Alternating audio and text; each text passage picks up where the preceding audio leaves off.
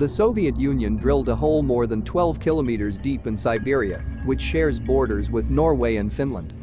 The project to drill into the Earth's surface began in the 1970s when Soviet scientists wanted to learn more about the Earth's crust. Over 2 decades, they managed to dig more than 7.5 miles down into the Earth. The drill broke through into a cavity, and the scientists lowered some equipment to see what was down there. An extremely heat-tolerant microphone, along with other sensory equipment, were lowered into the well. The temperature was about 1,100 degrees centigrade, about 2,000 degrees Fahrenheit.